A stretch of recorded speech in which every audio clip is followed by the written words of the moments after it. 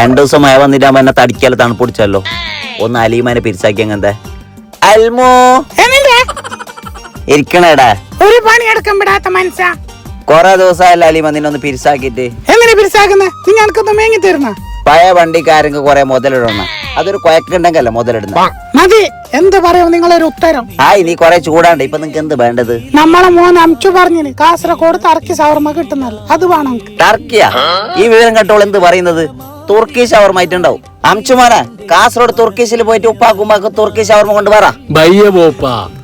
ഇവിടെ മനുഷ്യന്റെ ഇഞ്ചൻ ചൂടാൻ പറ. ബയ്യ കൊണ്ടുവന്ന പിന്നെ ഞാൻ. അപ്പൊ ഇതാണ് ചങ്ങായിമാരെ നമ്മളെ കാസർഗോഡുള്ള തുർക്കി ഷവർമ. അപ്പൊ ഇവിടുത്തെ പ്രത്യേകത വെച്ച് കഴിഞ്ഞാൽ കാസർഗോഡ് എവിടെയും കിട്ടാത്ത തുർക്കി ഷവർമയാണ് ഇവിടെ കിട്ടുന്നത്. അതും കാസർഗോഡ് എവിടെയും കിട്ടാത്ത ചാർക്കോൾ ഉണ്ടാക്കിയ ഷവർമയാണ്. അതും കൂടാണ്ട് ഇവിടെ ഫ്രൈഡ് ചിക്കൻ, ജ്യൂസ് അങ്ങനെ തുടങ്ങിയ ഒരുപാട് ഐറ്റംസ് ഉണ്ട്. എന്തായാലും ഒരു പ്രാവശ്യം ഇവിടെ വന്ന് കഴിച്ചാൽ നിങ്ങൾക്ക് നഷ്ടാവില്ല. അടിപൊളി ടേസ്റ്റ് ആണ്.